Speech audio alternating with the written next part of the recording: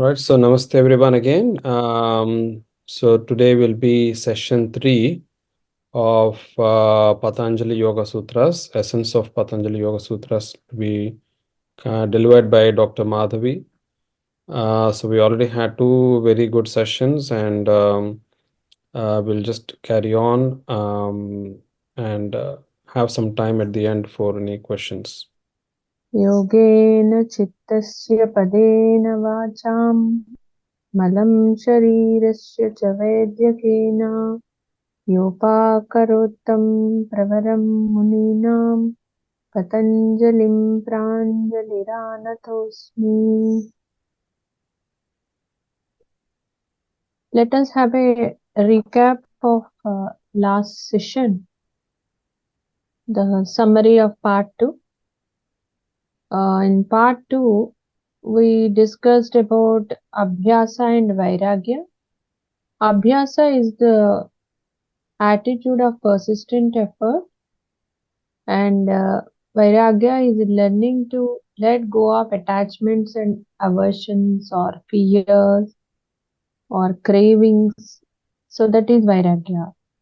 And then we discussed about how karmas are generated, origin of karma, with our senses, sense organs, special senses rather, we get some experiences in this world. These experiences are formulated into impressions. They are called samskaras, and a similar type of group of samskaras, impressions will lead to some tendencies or urges. These are called vasanas.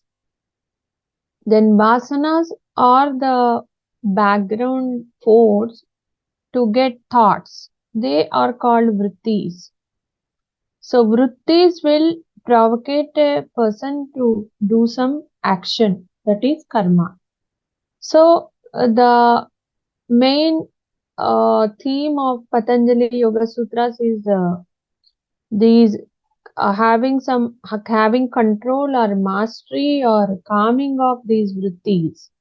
So the definition of yoga as per Patanjali Maharshi, he says yoga chitta vritti nirodha. So the origin of vrittis is here in this place.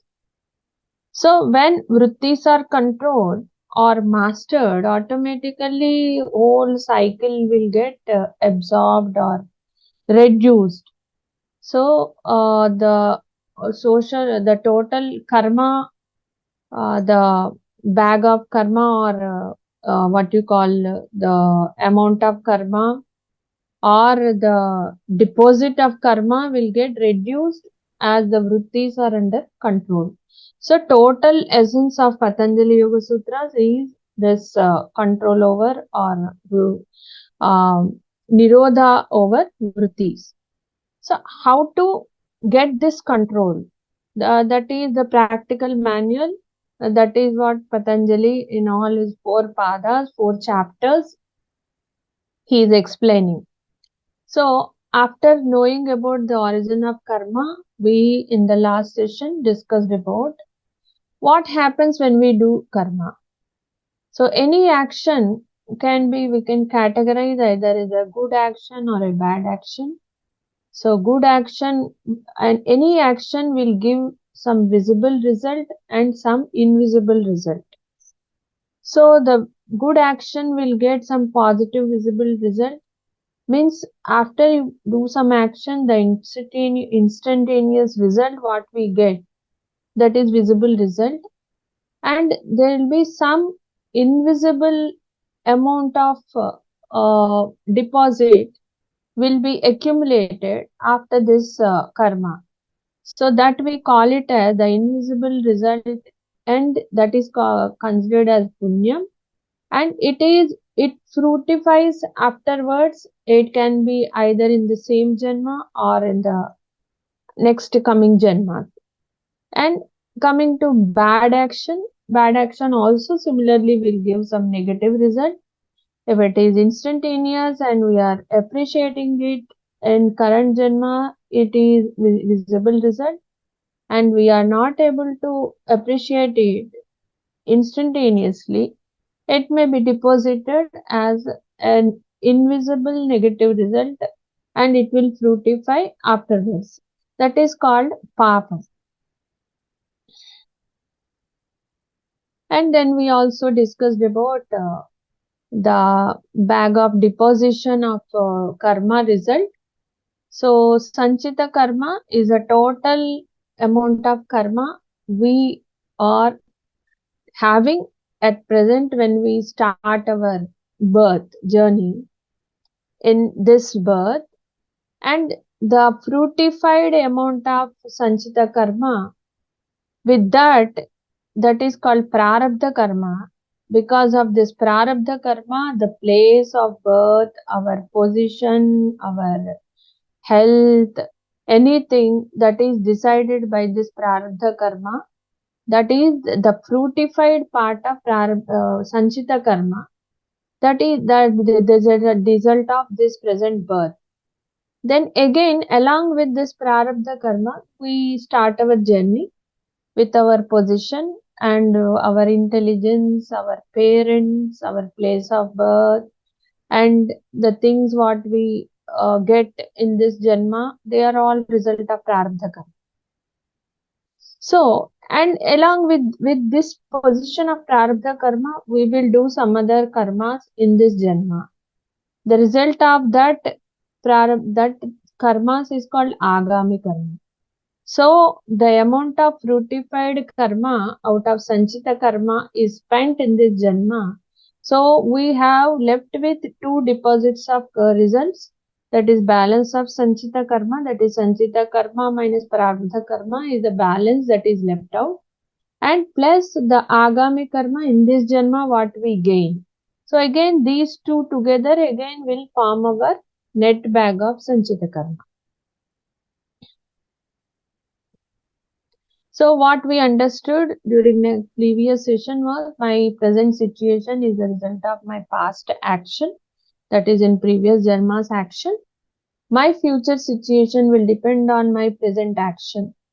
So now we understood that I can influence my future. So with this concept in this lines of concept, if we start understanding, we can understand the sadhana pada, that is what we are discussing now, in a better way. Yeah. So now last class we discussed about the ashtangas, the 8 angas, what 8 practices, methods of practices are 8 steps. We can call it as 8 steps. So what are the 8 steps to reach to the chitta vritti nirodha and leading to samadhi? So that is yama, niyama, asana, pranayama, pratyahara, dharana, dhyana, samadhi. So yama, niyama, asana and pranayama are considered as bahiranga yoga. These practices are done with our body and senses and breath. Dharana, Dhyana, Samadhi are called as Antaranga Yoga because they are done with our mind activities. They are mental activity. Then the bridge between Bahiranga Yoga and Antaranga Yoga is the Pratyahara. So we will discuss about Pratyahara also in this session in a little bit detailed way. Sorry, just to interrupt you, can you make it Yeah. slideshow so the screen will be better seen? Yeah. Okay, thanks. Yeah. So we also discussed about the what you call the model, individual model, yogic model of an individual person. So it is a body and conscious mind. The coordination between body and conscious mind is through breath, and we have active unconscious mind, latent unconscious mind, and the real self or the soul or the real consciousness that is present in each and every individual. So to realize this, the stepwise model of Patanjali talks about body may be conditioned with asana, breath is with pranayama, And yama, niyama, pratyahara are with body and conscious mind. And active unconscious mind can be conditioned with dharana. Latent unconscious mind can be conditioned with dhyana.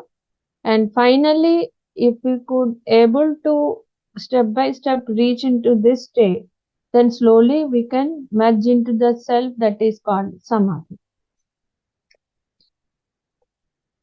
But as we said, this is a stepwise model, but there are so many obstacles we can come across in this practice.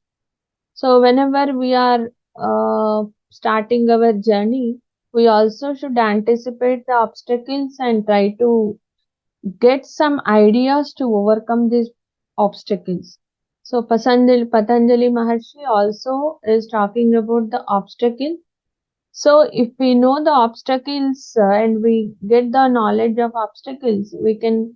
He also is giving solutions also to come out of these obstacles. So what are the obstacles we can come across?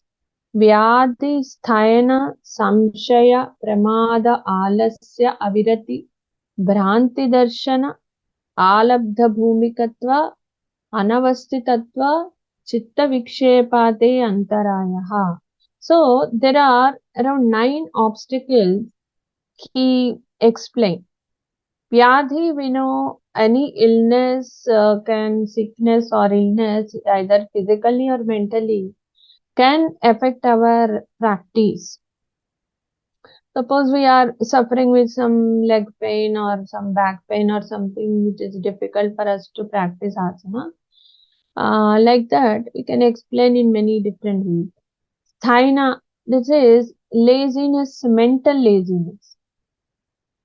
laziness and dullness, not getting interested. See, in the I think in the second session only we discussed about the definition of uh, um, practice, how to do practice. Satu dirghakala nairantarya satkara sevita drudabhumihi. Any practice if you do, it should be sustained practice, continuous practice, and with a lot of determination we have to do the practice. Then only we can get the result. But if we are mentally lazy, we cannot continue the practice for longer time and the determination will not be there. So hence it can be an obstacle for our practice. Then samshaya. Samshaya is indecision or doubt. Why? Suppose I'm not too confident about the practice. It if I do this practice, I will definitely get the result. Then only if I have total faith on that subject and practice, I can do it continuously. Suppose I have doubt, really if I do this practice, am I going to achieve my result? Is this is a correct practice? Suppose I have doubt, then also I may not have that strong determination to continue it. Then pramada, carelessness. What happens if I don't do the practice also? What will happen? Nothing. So if the carelessness is there, then also it cannot be a continuous practice. Then alasya. This is laziness physically. Sthina is mental laziness. Alasya is physical laziness. Avirati, sensuality, non-abstinent craving means the things which you have to stop, which you have to get away from.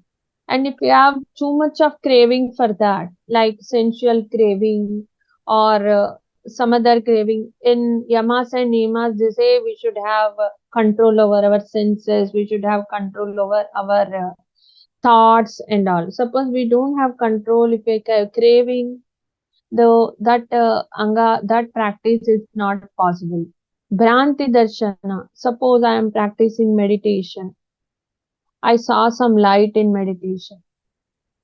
It may be my imagination that there is some light I am able to perceive or something. but I feel that, yeah, that is only my samadhi. So if I uh, view something in a confused way and in a false way, then I feel that I get a false impression that I already reached samadhi. So then I will stop my practice. Yeah, I already reached my samadhi, I need not do. So like that, Bhranti Darshana, Alabdha Bhumikatva. Alabdha Bhumikatva is failing to attain the stage of practice. Suppose I want to like in if you practice pranayam and I want to hold my breath for certain time, or I want to practice pranayam for certain period of time. Suppose I put a target of practicing pranayam for 27 times or 36 times. For 10 days I practice for so many times. Afterwards I feel that today no problem, I will practice only 9 times. Again tomorrow I may practice for 18 times. Again I will stop, no problem, I need not go till 36, 18 is also okay. So I put a target and I'm not reaching it. So that is also not attaining, not going to that stage which is really required. So that is failing to reaching the target. Anavasthitatva, instability. Today I will do, for 2 days I'll stop, again I will do. So I'm not doing it continuously. So instability in doing the practice. Chitta vikshepa, that is distractions of the mind. That is again, today I will do, tomorrow I'll do, day after tomorrow I'll feel that. So suppose I joined in one I'm practicing one method of meditation for some time. Again, I will feel that no, I'm not getting much of concentration in this type of meditation. Again, I will practice some other type of meditation. Again, I will stop that and again I will jump into some other type of meditation. So I don't have a stand that, yeah, this is good, I can maintain this. If I continuously do, I can get something. So somebody says something, no, you concentrate on God. I will practice that for some time. Then somebody says, no, don't concentrate on God. You concentrate on light in between your eyebrows. That will be better. That is easy. That's how I will stop doing this and I'll do that. So like that, I don't have a constant mind and determination that yeah, I can do this. Too much distraction. So this is one type of distraction. Another type of distraction is for some time I can control my senses. Again, I cannot overcome I cannot control it, and again I will jump into normal sensual pleasures. That is also another distraction. So like that, even chitta vikshepas are also so many types. So all these are called antarayas. So there are 9 antarayas Patanjali explained. Then what will happen if these antarayas, we don't interfere with these antarayas and we don't try to overcome these antarayas? So our practice is to move our journey from outer world to inner world. So while going through this journey, we got some obstacles. So that means our journey has stopped and it got disturbed. So again, we'll be moving into the outer world. So then what will happen? Obviously, what are there in the outer world? Again, they'll start disturbing us. So dukkha, mental or physical pain, daurmanyasa, sadness, despair. Daurmanyasa means weak mind. Angame jayatva, that is anxiety, tremors in the limbs and body. If we are too much anxious, we get tremors. Then shvasa prashvasaha vikshepaha.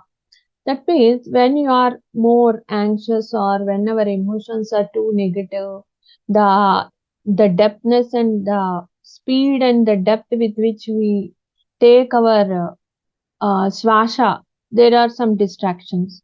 So the exact thing that happens in our body when there are some abnormalities at physical level, That is, Maharshi is describing here. And when we got Shvasa Prashwasa Vikshepa, it may be there is some disturbance in our respiratory system or some disturbance in our any mental level disturbance, or we got some we may get some, means if we think at physical level, all these things can lead to reduction in immunity, and again they can give rise to some physical ailments also. And then other diseases like diabetes, hypertension, cardiac diseases, all these things, they are connected both with the mental and physical levels of the body. So you can go on explaining with this explanation. We can give explanation to so many other diseases also. Then Sahabhuva. So all these things are they can come together, or they connect each other, and they can lead to the pain. So dukkha daurmanyasa angame jayatva shwasa prishwasaha vikshepaha sahabhuva. So these consequences can occur because of the obstacles. So how we can anticipate these obstacles or disturbances, or how to overcome these?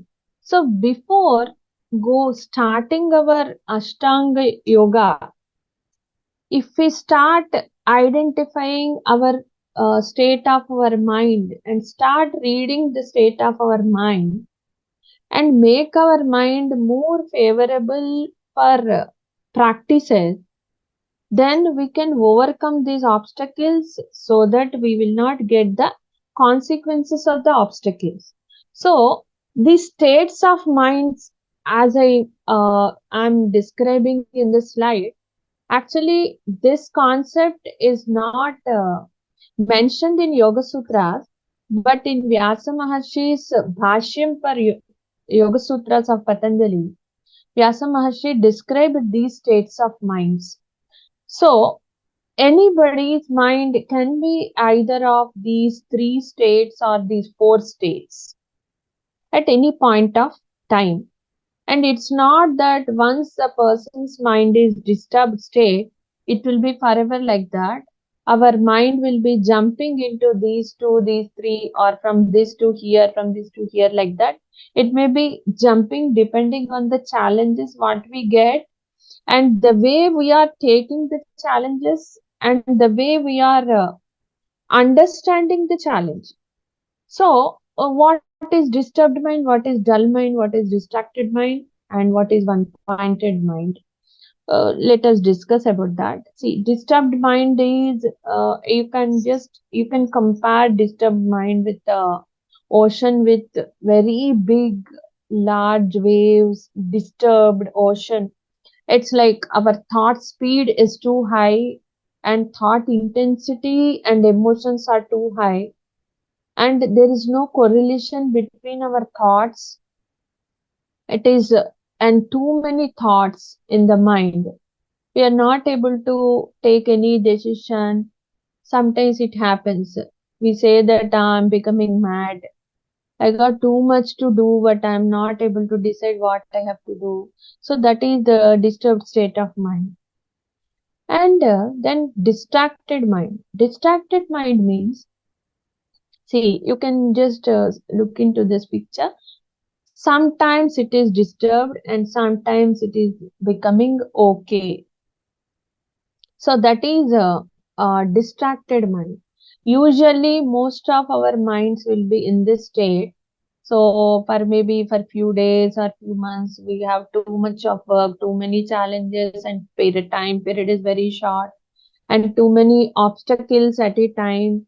Mind will be disturbed. Then afterwards, slowly we will sort out each and each depending on the priority. We'll be sorting out all the issues. Slowly we'll be coming out of the obstacles and able to overcome the obstacles. Then again, the mind will be organized. It will be calm, cool, happy. And after some time again, maybe after a few months, we may get too many challenges at a time. So distracted mind is the most common mind, we can say. Dull mind. When mind becomes too disturbed and we are not attending to its demands and not trying to solve the issues, sort out the issues, then the mind can become dull, too much dull, or it can slowly, it can going to what you call, it may stay like that in disturbed state.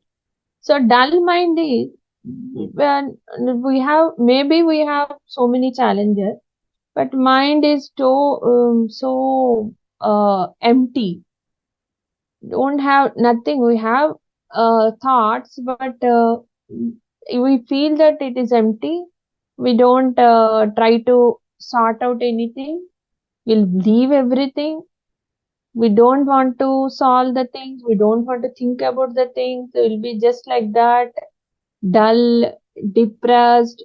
That is a dull mind. So you can see this river or canal where there are no much waves in this. The waves are not there. There is no speed, but the transparency, the water purity is not good. There is mud. So we are not able to look into the depth of the water or whatever is there underneath the this water. So there are no waves, but the water is not pure. Like that, there are no thoughts, but whatever the thoughts are there, they are not of quality thoughts. So there is a lot of mud.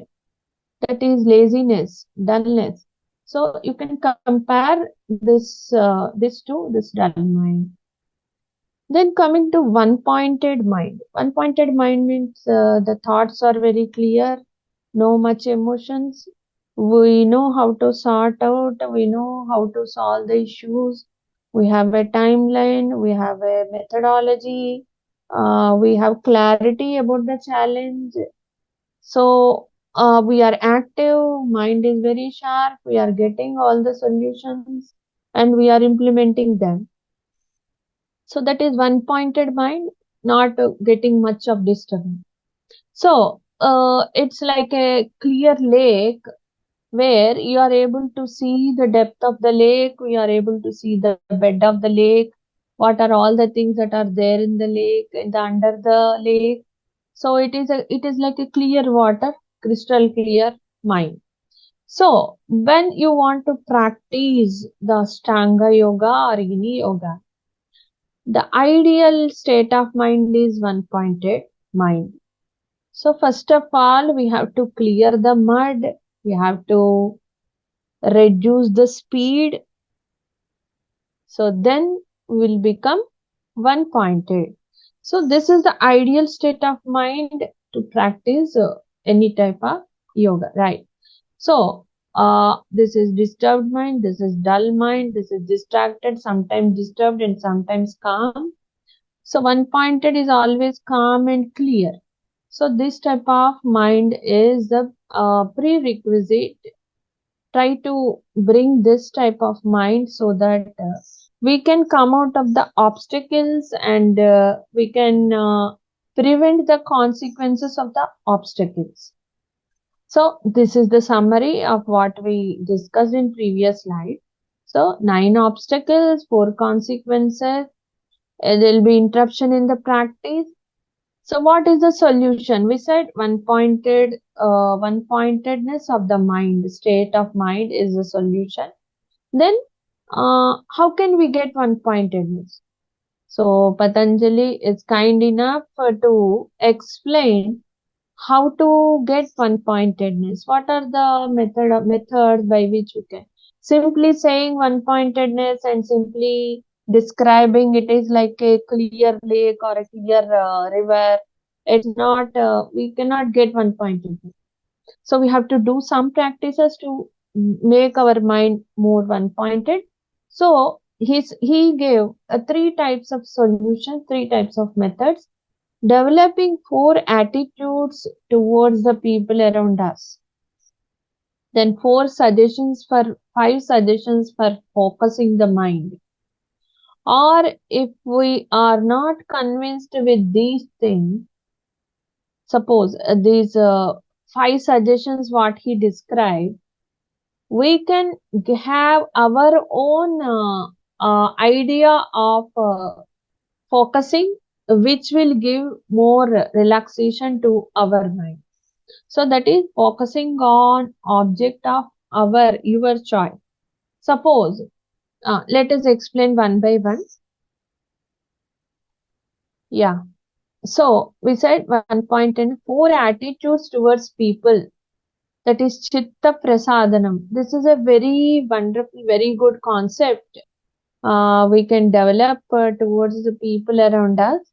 Definitely, our mind will become more lighter and happy with this attitudes. I will describe that. So, what are the four attitudes we can develop? This is Chitta Prasadana. In this practice, says Patanjali mentioned four specific types of people. What are the four? Any person, either you or people around you, will be in either of these states at any point of time. So either a person may be joyful and happy person, or maybe suffering, or he is a virtuous person, or a non-virtuous person, or a wicked person rather. So suppose our friends or our colleagues or people around us are joyful people. If you come across joyful people, you try to be friendly with them and make friendship with them. So that is Maitri. Why we should cultivate Maitri towards joyful people? See, if you friendship means it is an intimate relationship. Suppose if you are intimate with a person who is joyful, you can understand, or while discussing with him or her, you will come across that he is also maybe facing challenges like you what you are facing, or he might have already faced the challenges or issues what you are facing now, but still he is able to maintain his mood in a joyful way and happy. That means the attitude with which he is taking the challenges or she is taking the challenges, and the attitude with which I am taking the challenge, I can know the difference, and I also can try to be more happy with my existing challenges or situation. So that is why always try to be friendly with people who are very joyful and happy. Then the second aspect is suffering. Suppose somebody is suffering with some disease or met with an accident, is hospitalized. Show compassion towards that person, that is karuna. But usually what happens, somebody who is our intimate friend or relative, definitely show compassion and we help them, and we pray God for their speedy recovery, everything is fine. But suppose there is some negative relation, or there is some friction between some person and me, and that person met with an accident. But usually, what I feel, yeah, he troubled me, that is why he is suffering, or anybody troubles me, definitely they'll suffer. It good thing happened because he is a bad person, that's why he got punishment because he suffered me. All these reactions we get. But what Patanjali says is, if you want one pointedness, you should have compassion, you should show compassion from your heart, not with our lips, from our heart, wholeheartedly, for any person, irrespective of our relation with that person, whether it is a positive relation or a negative relation, because suffering is common for everyone. If we are able to show compassion towards a person suffering, that is really will have a clarity of our mind, and our mind will not get more of indulging into more of vrittis. Then third variety is virtuous person. The person is who is really following all the rules and regulations, we're following all the moral values, and he is very good at people. We should have goodwill, or we should promote those people. But nowadays, what happens? A person who talks about a rule, maybe some people may be making fun of them because he is very strict and following all the rules, and he is really straightforward person.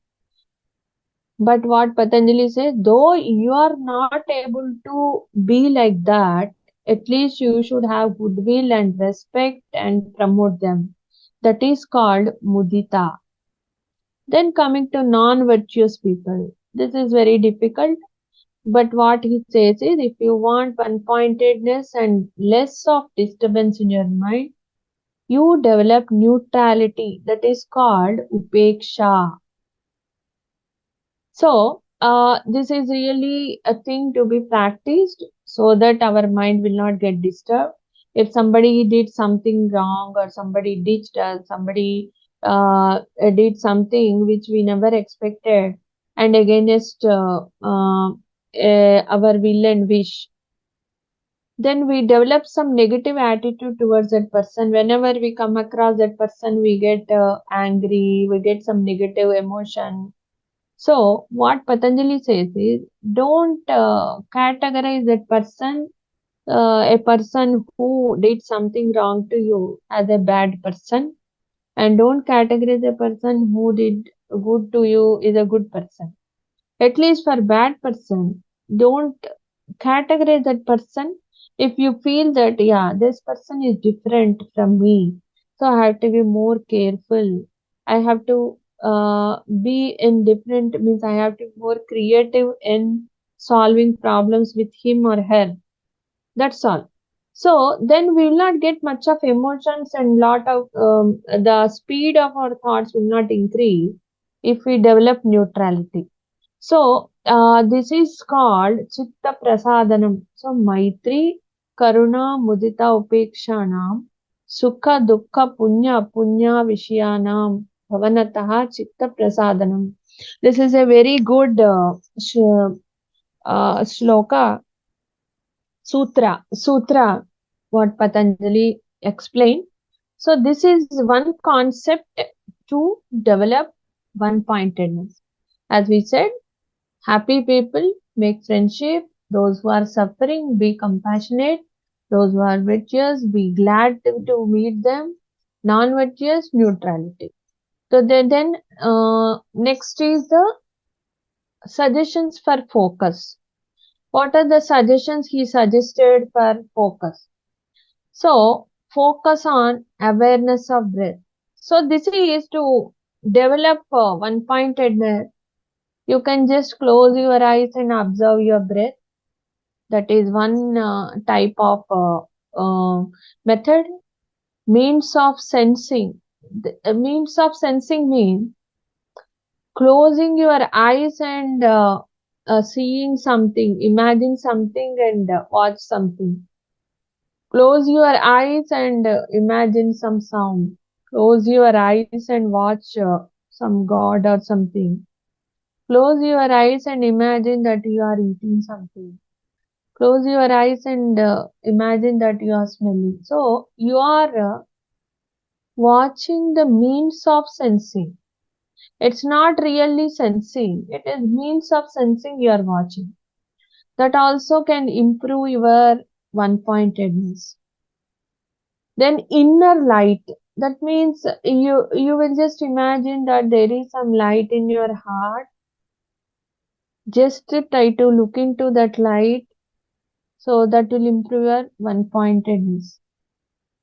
That is one type of method of improving our focus. Then, and next is desireless mind state. So, how you can practice this is, you can imagine the saint, suppose sage Patanjali, or sage Vyasa, or sage Vasishta, or sage Vishwamitra doing some tapas like that. So if you, because you have some idea that they are great sages, they have written bhashyas for so many spiritual texts. So you can imagine that their mind will be so clean without desires, so clean like a pure water in a calm lake, or it may be so pure like a blue sky without any clouds. So their mind will be desireless, very pure and calm. If you imagine like that and then apply that ideas to your mind, it's suppose my mind also can become like that. So if you start thinking like that and sitting, closing your eyes, that will also improve your one pointedness. Then dream or sleep state. So you will just dream that I'm focusing on something. Suppose I am in a dream state. So what will happen if you imagine a dream state? Dream state is there is no connection between our senses and our mind in dream state. In sleep state also, we are in subconscious level.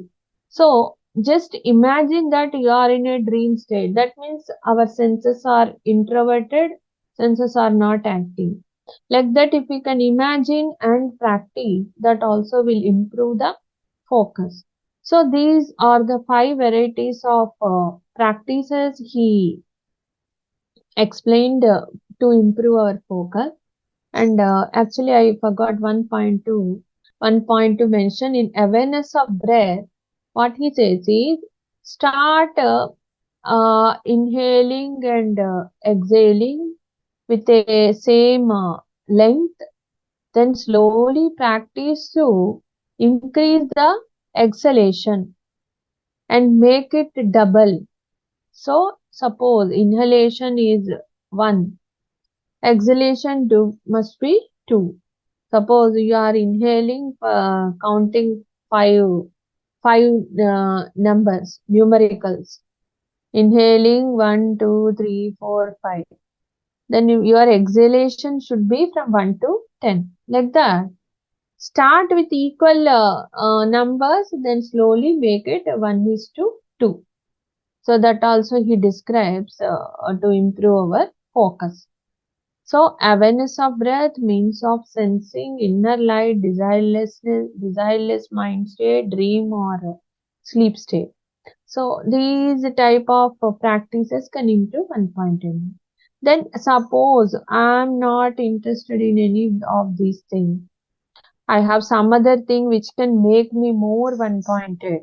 So yes, you can do that also. Maharshi says focusing on object of your choice. So what can be my choice? So what can be my choice? Anything which is making me pleased, making me happy. Suppose I am a painter. If I start doing some painting, I don't know what is happening in this world. I am so one-pointed. I relax in that. That means you can practice that regularly so that your one-pointedness. Suppose I am playing some instrument like violin, veena or something. I'm so one-pointed. Totally relax. I'm very happy in playing that instrument. So you can do that. Like that. Suppose somebody is cooking and I'm cooking. I'm so happy and pleased that nothing I can hear. I'll be totally into that only. So any activities in which you are totally into that and it is making you very happy.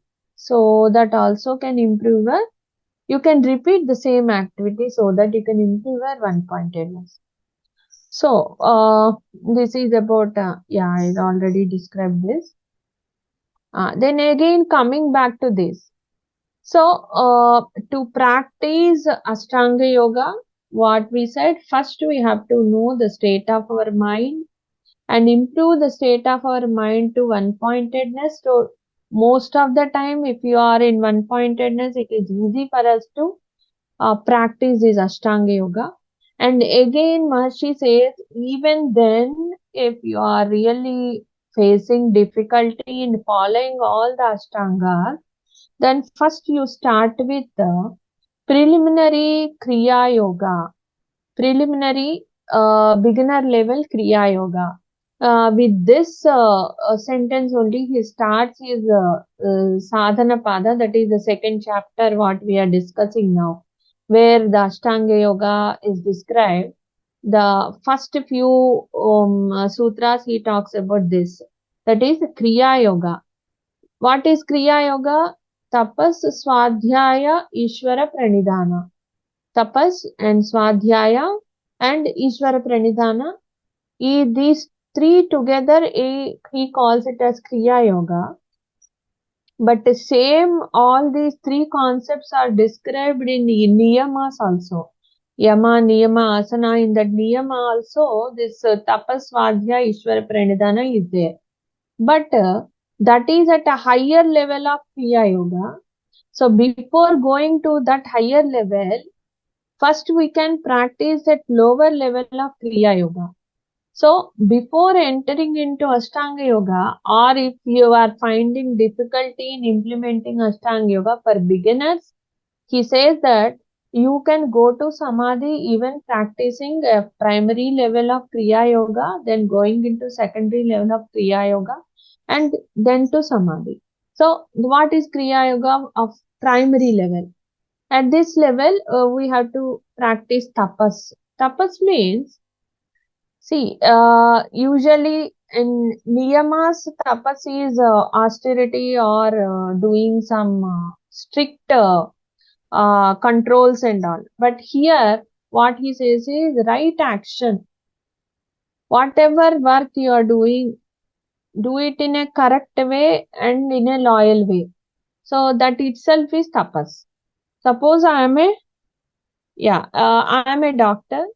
So my duty is to treat my patients, and suppose somebody is too poor, I have to do it free of charge, and I should not give importance to earn my money, or I should not write any unwanted investigations or unwanted tests to get some money or commission. Whatever is good for the patient, I should do. That is right action for my profession.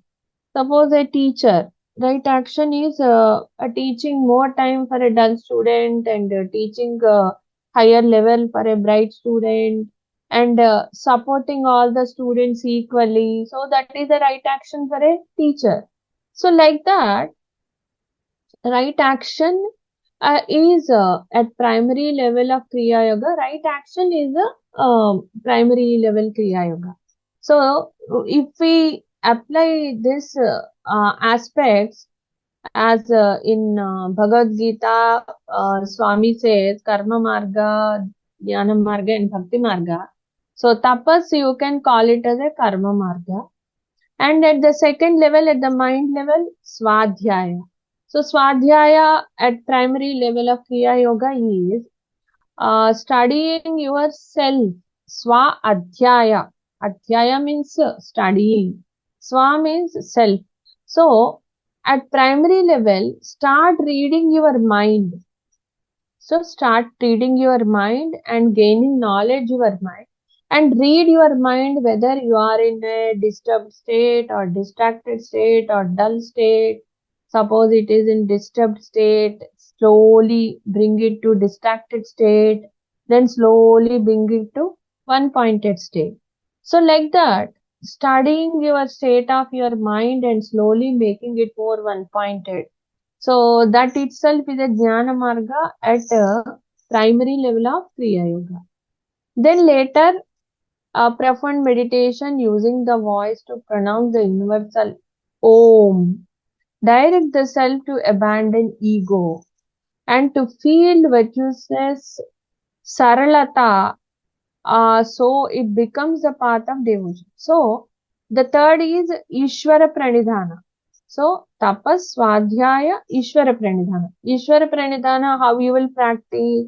Daily practicing Omkara, the person realizes that there is some energy which is driving me, It is not the individual, my body or my knowledge or my position or my health or my wealth that is leading my life.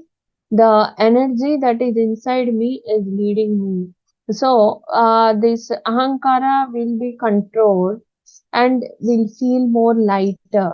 So that is the path of, you can say it is a path of Bhakti Marga. So at primary level of Kriya Yoga, first of all, let us practice doing right actions only, and let us start reading our mind. In which state is our mind?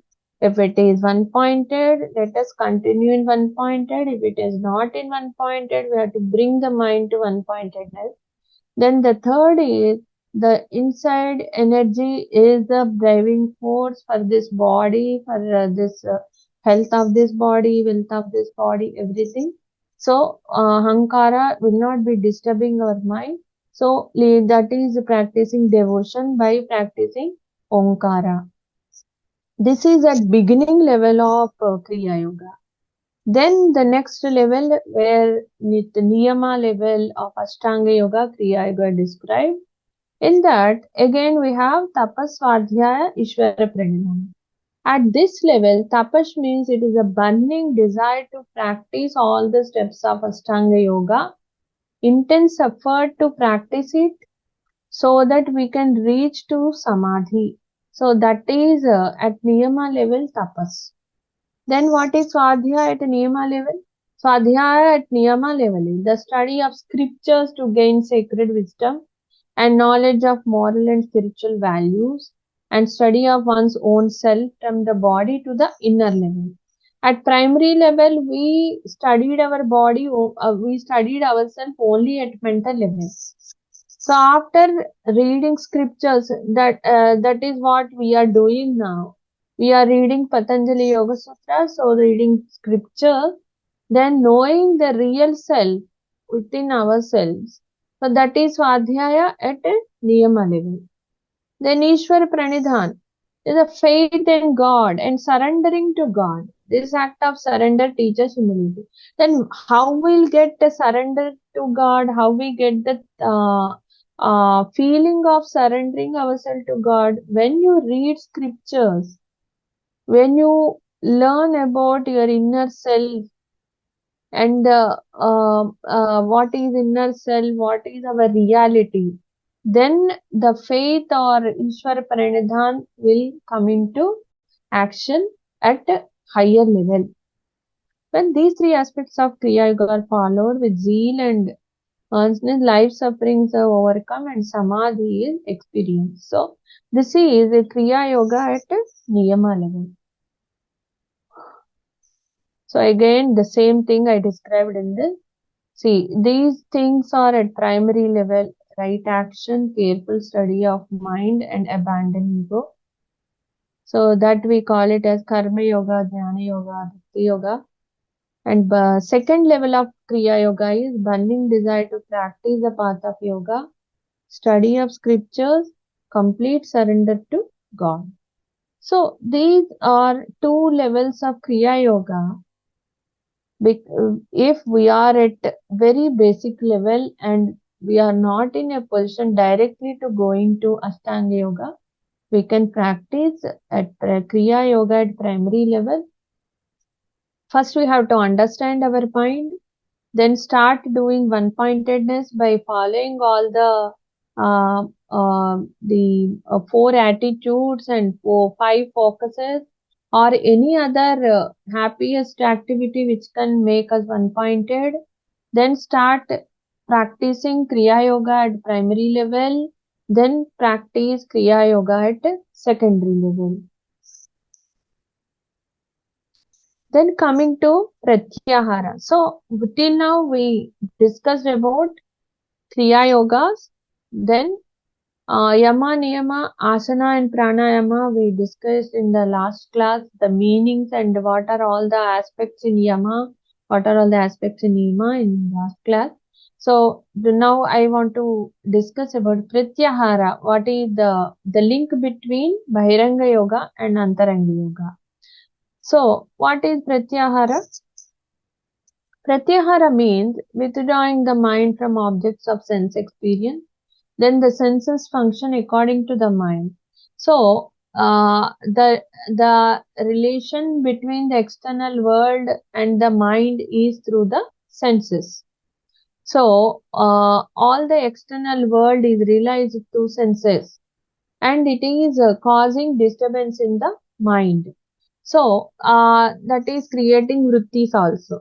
So in Pratyahara, what Maharshi says is, if you try to reduce the contact of the senses to the outer world, so that the disturbance that is caused through senses into the mind will get reduced. So what are the special senses that are connecting our mind to this external world? As we know, smell, taste, sight, touch, and hearing. When all these are withdrawn like this from their objects, and the senses begin to follow the mind inward and not the outward. This withdrawal of mind from sense activities, so that the sense organs also become introverted with the mind. So the summary of the above topic is, Pratyahara checks the outgoing tendency of the senses. It's not that we should not see anything, we should not smell anything, we should not eat anything, or we should not hear anything. It's not that. If you practice Pratyahara, you will not get craving for what you see, what you hear, what you eat, what you taste, what you touch. That craving can be reduced by practicing Pratyahara. So, what are the Pratyahara practices that can reduce the craving, that can reduce the extroversion of the senses? That also Maharshi Patanjali gives. There are five practices he explains. Right intake of impressions. That means strong impressions will have more impact. Suppose I'm watching some news, there is some violence, or nowadays the present example is there are some wars between some countries.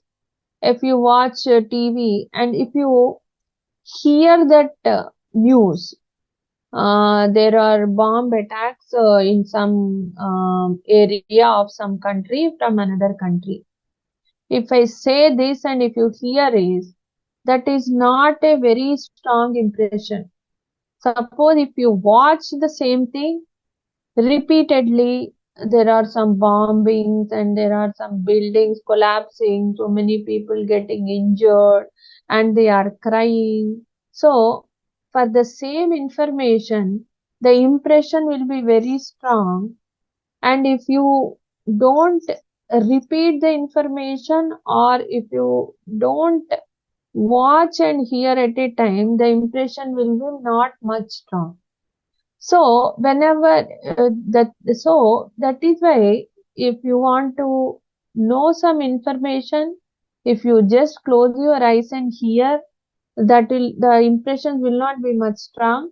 If you repeatedly watch and also hear, the impression will be very high. So what Maharishi says is, how much is required, only that much you send the information through your senses, not too much. So that is right intake of impression. Then sensory withdrawal. Sensory withdrawal you can practice with Shanmukhi Mudra or Shambhavi Mudra. This is Shanmukhi Mudra, this is Shambhavi Mudra. And focusing on uniform impressions like Trataka. Trataka means you are watching a light continuously. So focusing on same impression, same what you call same signals. Continuously you are watching only one light without any disturbance. So that will give control of the impression. Nada japa, continuously hearing to same sound, or music, or bhajan, or gazing at ocean or blue sky. So continuously focusing on a simple same thing through eyes or through ears, or music means continuously you are singing. So your tongue in your throat is involved continuously. Or again, gazing on the ocean or blue sky, continuously watching the same thing.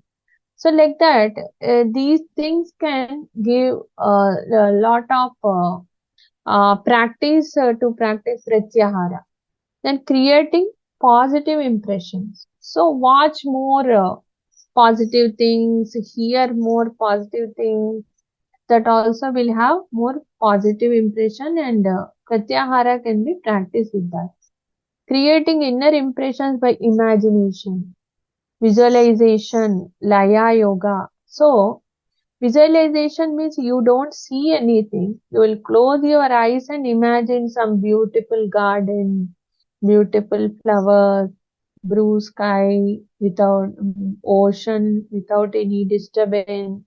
Like that, you imagine certain things which can bring you more happiness.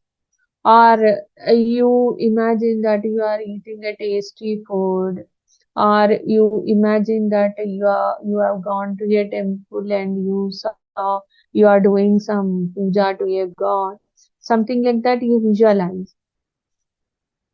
Then laya yoga. So you will imagine that you are saying some mantra. You don't say with your mouth, but you will imagine that there is some sound coming to your mind. So like that, it is an inner impression. So you are introverting your senses. Actually, you are not doing anything. So if the technique of pratyahara is mastered, then concentration becomes very easy. It is impossible to go on to dharana dhyana unless the field of pratyahara is practiced. So unless pratyahara is practiced, the inner as we said, it is a bridge between Bahiranga Yoga and Antaranga Yoga. So Pratyahara, first we have to practice Pratyahara, then only we can go to the next Antaranga Yoga, that is Dharana Dhyana Samadhi. Through the, so in Ashtanga Yoga, what are the things we gain by step by step? So through practices of yama, niyama, asana and pranayama, body and its energies are mastered, and with pratyahara, as we discussed just now, achieves the conquest of senses and mind. When the mind becomes ripe for meditation, the senses rest quietly and stop importuning the mind for their gratification. Then the mind, which is it is acting as a bridge between senses and the soul. It is free itself from senses. That is what we discussed.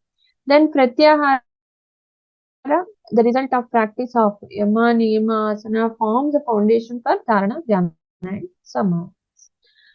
So, this is pratyahara. Then coming to the process of meditation. So now we will talk about dharana, dhyana, samadhi in detail. In this session, I am giving just some introduction about that.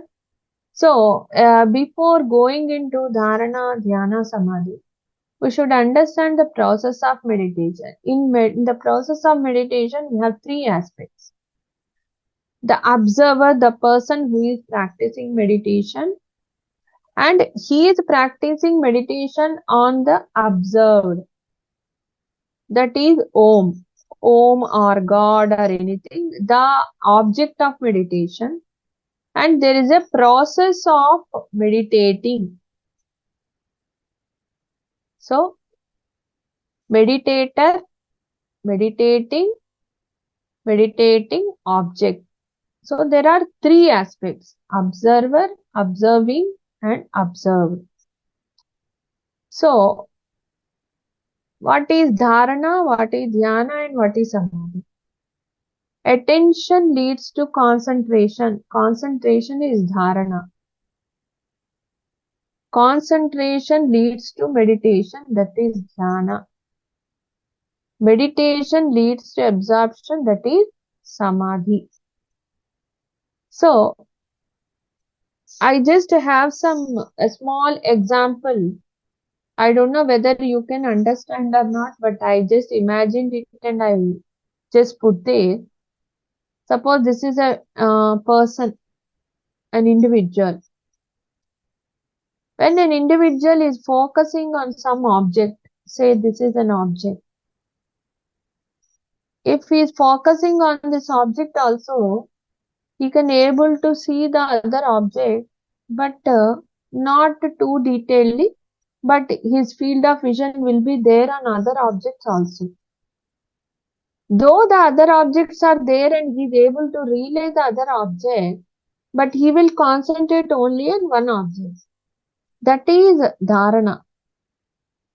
So you can see the other things also, but you are putting your attention more to only one object. That is dharana. Suppose you are totally putting your focus only on this. Though the other objects are there, you are not able to visualize those objects. Only your entire focus is only on this object. Then it is called dhyana.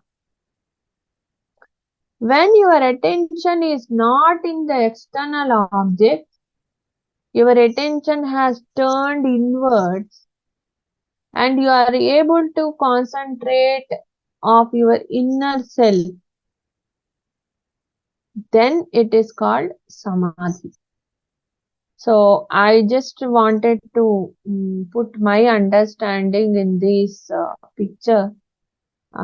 If you understand it is okay. If you don't understand, I can repeat this again. After I finish the session, you can let me know. I will again try to make you explain again. So this is dharana, dhyana, samadhi.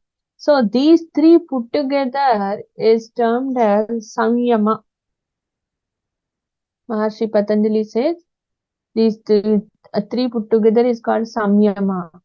So samyama means dharana, dharana, dhyana, samadhi is called samyama.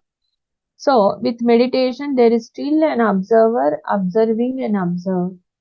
When the observer becomes extremely absorbed in the process of observing the object, the three collapse such that all there is only awareness of object.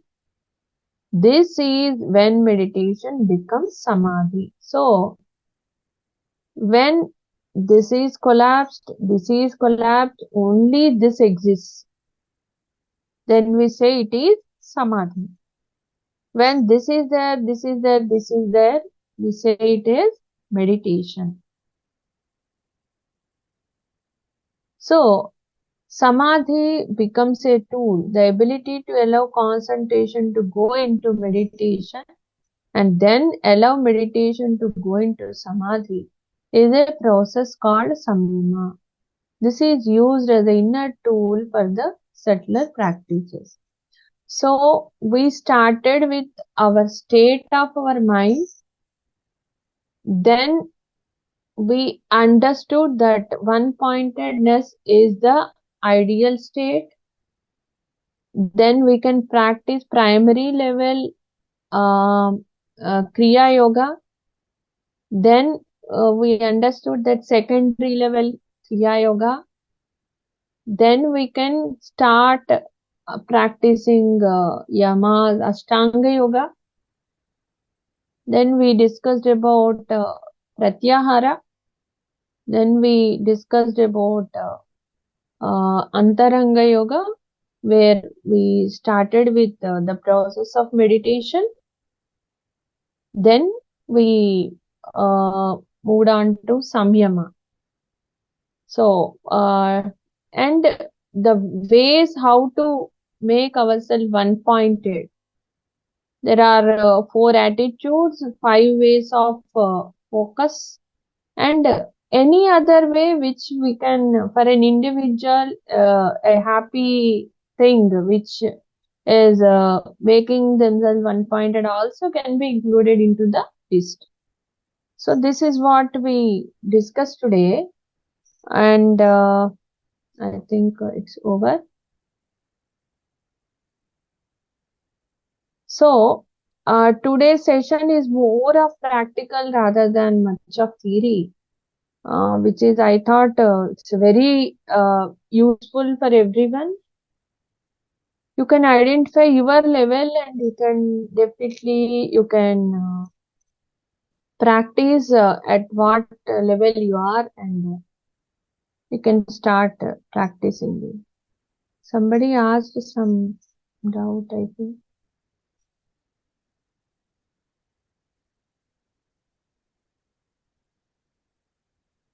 Any doubt? Yeah, there's somebody who has raised their hand. Kumar, please go ahead. Jai Shri Ram, Jai Hanuman. Yeah. This is the first session I'm attending, and quite a bit of information you shared. Thanks, Doctor. Is there a way you can share the information as a slide deck or something like that, so that we can at least I can review it, and if case I have any questions, I'm assuming we have on this session, right? Yeah. Or are we done? One Word document I shared after the first session. I think we can share that to you. But material right now, it takes time. But the sessions are recorded on YouTube, but they'll be available on YouTube anyway. Oh, okay. Yeah. Okay, sounds And we'll share in various groups that we have already put in the Word before. Yeah, that would be great. And to review it, if it's then this one also Word document also, it would be good. And I like reading it on paper, but anyways, anyway is fine. Anything available. I will try to give some notes in future. Right now, I'm very short of time, so Sure, no. I will I will make it. Any other doubt? Vamsi has written saying homework, if you can give. I think we've tried it, Vamsi. It didn't work out. So I guess that's where the matter ends. Yeah. Hi, No, madam. but I'm still ready to give homework this time also. You can go through that previous 2 sessions, and if somebody can prepare notes, I can correct it so that we can share it to everyone. Okay. So for me, madam, Yeah. today's session is really, really great. Thanks for giving the session. And one thing that I see is that is I see a lot of very good doctors like Paul Manikam in YouTube. I follow him, and he has done some 90-day challenge and something like that every day or week. This week's challenge, he says simple thing. He says that okay, for 2 minutes do meditation, or I think so 30 seconds. He is saying this whole week. So like that, very simple step. If anything that you can suggest for a beginner, right? Like me, is there anything that you can suggest? Yeah, start reading your mind first. Suppose, actually, I started my journey like that only. Suppose today you got disturbed for some reason.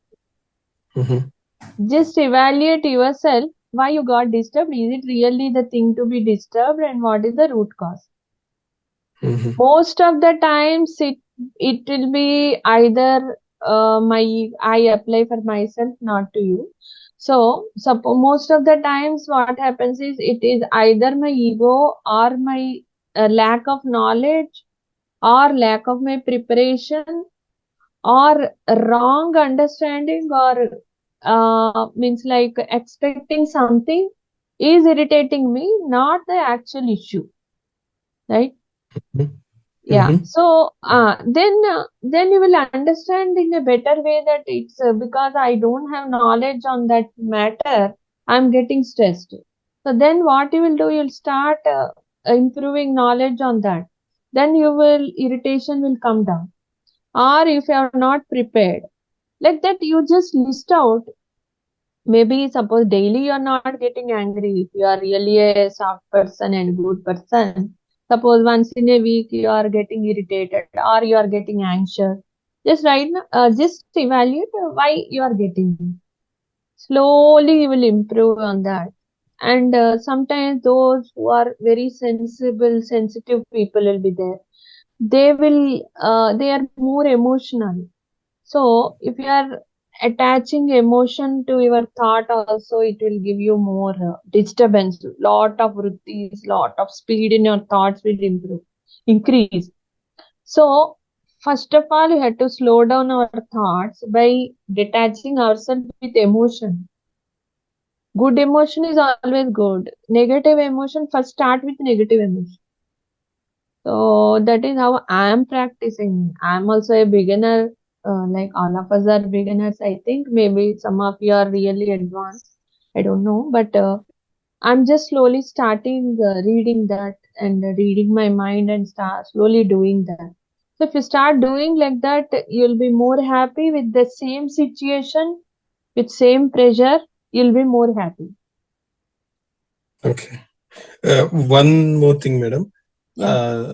For suppose I am doing yoga every day. Okay. No, actually not every day, but I Okay. am trying to do every day. But right now, no, I am able to do 2 days in a week or 3 days in a week. That's the max. Consistency or doing. It's not just yoga, but anything else. You have brought up the topic, right? Saying that no consistency we have to maintain, Yes. and it won't be there. That state of mind. So Yes. for that, is there anything that we can do specifically to bring First of consistency? all, you have to list it out why you are not able to do. Is it lack of time or is it lethargy or is there any inconvenience or the technique is not good, you are not happy in that? Like that. Can you give an example what you are doing? Means yoga means what you are doing and what you are not able to do regularly. Is it Oh, asana or asana and meditation? pranayama. Yeah, asana and pranayama. So doing it daily, and it's early in the morning at 5:45, something like that. Okay. So not every day I'm not able to wake up, and some days I'm awake, but I find lethargy, all Yeah. these things. So yeah. So start with sleeping early first. You have to put some strict what you call a rule that I have to do it at any time, at any cost. I have to do something like that. Then suppose 5:45 you're not able to get up. So tomorrow you it means today you got up at 6 o'clock. No problem. 6 o'clock you do it. Don't stop doing. Oh, I am supposed to wake up at 5:45. I woke up at 6, so I will stop. No. Suppose today you can do only for 10 minutes. Your time you got only 10 minutes. Do 10 minutes only. Your schedule is 20 minutes. You have only 10 minutes. Don't withdraw. Do for 10 minutes. Like that you continue the consistency part, not the duration. Okay. Yeah. Yeah, thanks, ma'am. Yeah. Okay, Ayaskant has a question. Okay. Yeah. First of all, madam, thank you very much for a very informative session. I'm really liking the attended 2 of your sessions. First one, fortunately, was not aware, couldn't. But as Senior Sir says, it will be available on YouTube. It will be really great. One point which was not very quite clear to me was you mentioned 5 suggestions for focus. Yes. And the last one there was dream or sleep state. Yes. So how? I mean, I can make out what is awareness of breath, what is means of sensing, inner light. Yeah, all those things are quite physical and understandable. I'm not very sure of how dream or sleep state can be. Exactly. I was expecting this question. You got that point. Actually, dream you cannot sense outer side, and sleep, deep sleep, you cannot perceive it outside, right? So what Patanjali says is, how deep sleep you don't have any connection with anything of the outer world, right? Okay. Like that, it is only imagination. You cannot perceive deep sleep anyway. So, as that is what in the explanation given. So, what he Okay. says is, how deep sleep is without any attachment, try to be like that. That is what he explained in that. Same thing Understood. to dream also. Yeah. Understood. And another small point, if I can just refer to in your summary, you Ah, mentioned with regards to accumulation of papa punya and yeah. how it contributes to your next janma and all. Yes. No, I can completely relate to this, and in the sense, in theory, how is it? I mean, there would have been questions Yeah. and answers towards this. So maybe if you Actually, yeah. My understanding, when I was doing my MBBS, I was posted to pediatric ward, right? In that, I could see small newborn child with some heart disease. Then I got a concept that whatever good you do in this Janma, the result will be coming in the Janma only. Either today or after 1 year or after 4 years, you will suffer like that. My concept was like that time. Then I was thinking that why the newborn child born just now only, what Papa that child can do in this Janma? How this baby got this congenital heart disease? Then my journey started. Then I started reading and I met many gurus also. I listened so many Shankaracharya's Viveka Chudamani. There are so many things I heard all discourses that time. Then I understood that yeah, this congenital heart disease for this child is because of that prarabdha. In that way, I applied that. And some child prodigies will be there, and some people, whenever they start doing something, everything will be successful for them. Same effort I put also, I may not get that much result, right? That means their prarabdha is also driving them in that. So in that way, I can explain in that way. I think Srinivas Garu, you also can add something to it. Sorry, I was not paying attention. I'm sorry. I was distracted with some other work. Okay, Yeah. okay, no problem. Yeah, I was talking prarabdha, regarding prarabdha, I was explaining. Okay, no problem. Can I ask a question? Yeah, please. This is Kumar here. One thing I want to make a comment is, yeah, this one I also contemplated on this. And, I have a Christian pastor who is retired, who is right in front of my house, and we talk about religion and all that stuff. He kind of was trying to influence me into Christianity, but I'm so deep rooted in Hinduism, I cannot change myself. I told him, because I was going through some trouble, and he said, you accept Jesus as the savior and all that stuff. I said, No, I already have my... you bring him into our path. Actually, like we used to discuss. Initially, I didn't know much about Hinduism, but once I started learning, and then I told him, Pastor, you go to various places like Africa and other places, and you help people out, which is great. But can you kind of understand this? Like, you are here, in kind of comparative luxury. You were born in luxury and you didn't have any issues. But these people, they don't have even food to eat. You are going helping them. That's great. But what is this because of? Because you don't believe in rebirths. What do you think this is? And karma and this one, right? You think a person does something, goes to heaven or hell. That's it.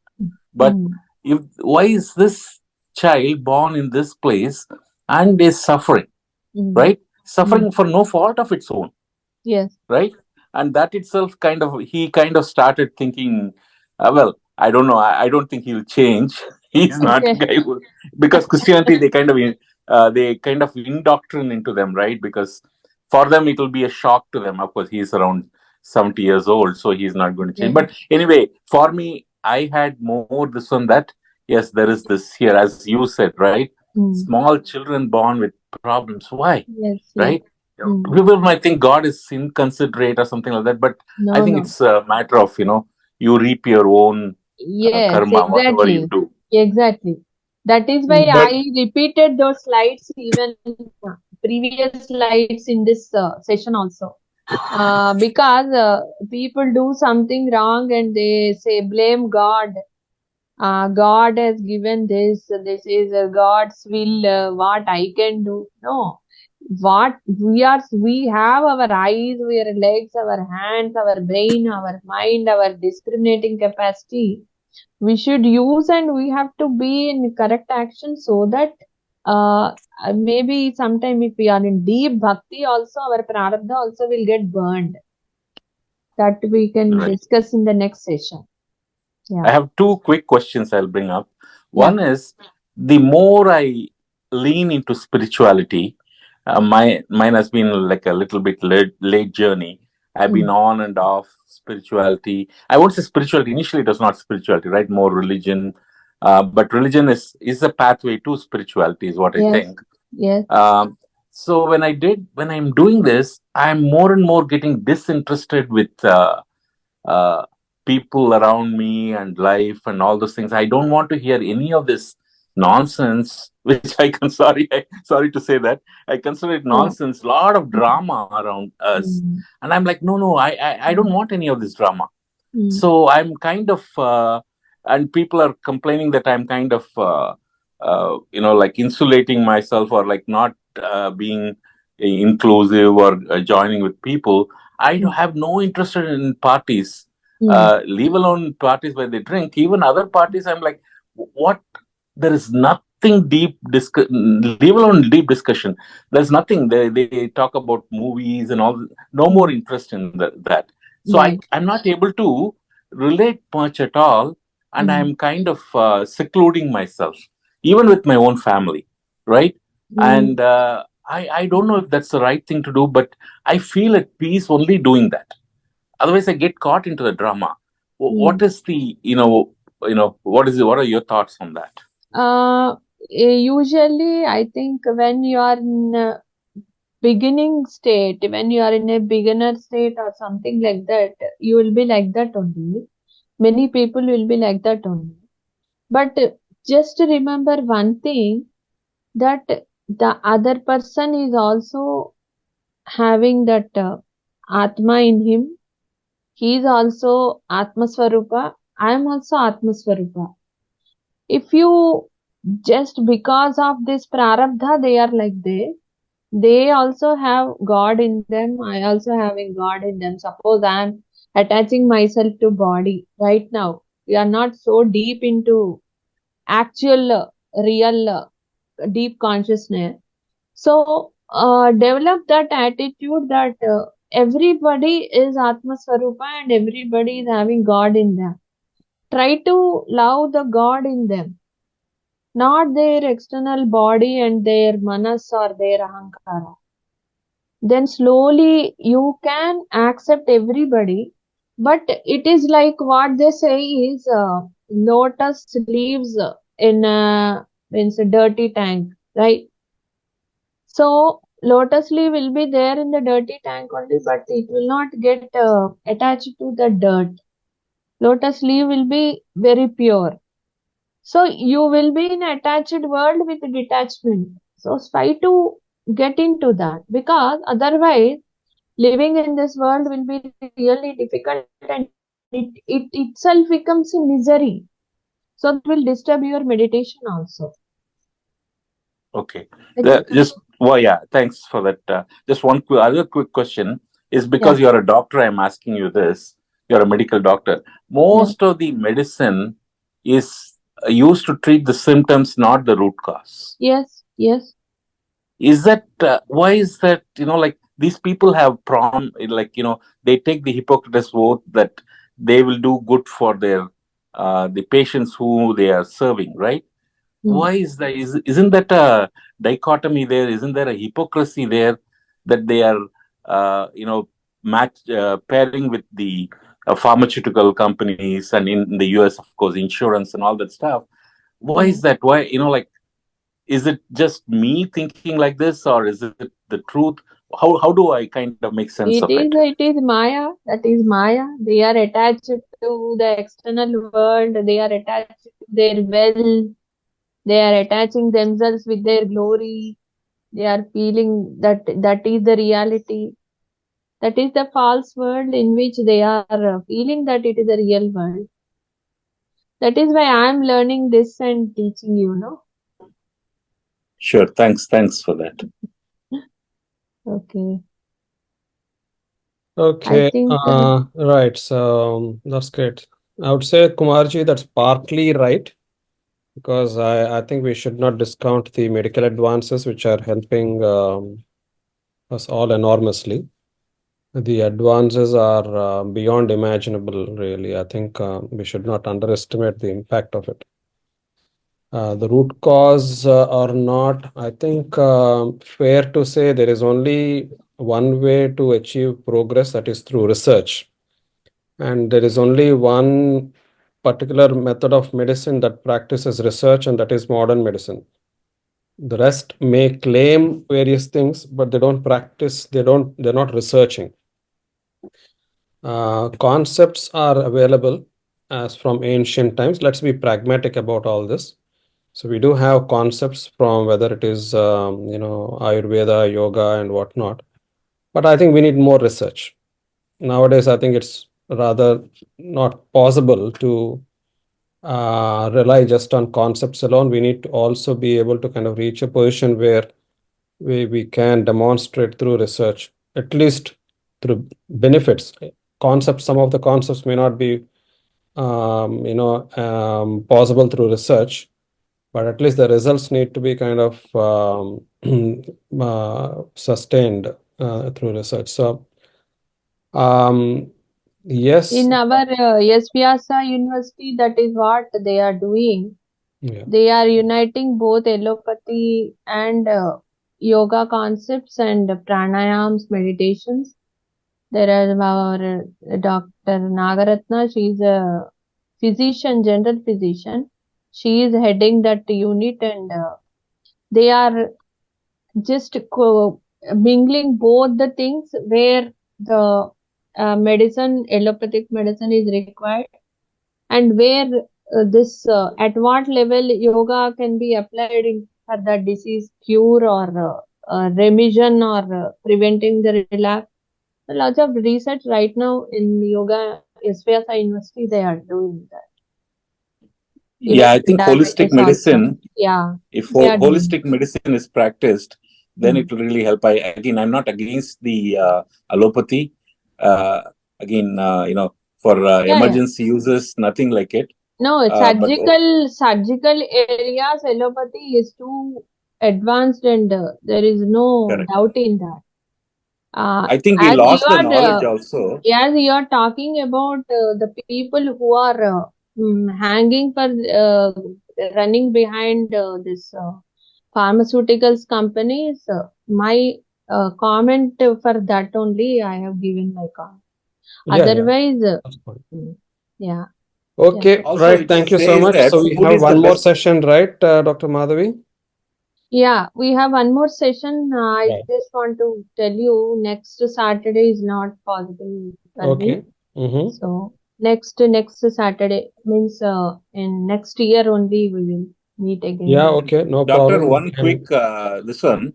Is it possible, like food, they say is the best medicine, right? And taking food properly, basically, like even for that matter, Swami Sivananda has talked about the benefits of kanji, right? Which is not there anymore. People think that it's a poor man's food and something like that, and some vegetables which are really beneficial for us, using food as medicine. Is there something you can kind of share with us on that in a future session? I will check it and I will come back to you. But Okay. right. Okay. Sure. Thank you. Thank you Thank you so so much. much for the session today. We'll draw it to a close, and we'll let everyone know when the next session is. Most likely, it will be possibly on the 6th of January. Yeah, Looks like. 6th Jan is Saturday, means 6th Jan you can block the day. All right. All right. Namaste. Sarve bhavantu sukhinah. Sarve santu niramayah. Sarve bhadrani pashyantu ma kaschid dukkha bhag bhavet. Om shanti shanti Om Shanti, Shanti, shanti. Shanti. See you all. Namaste. Thank you. Namaste. Thank you.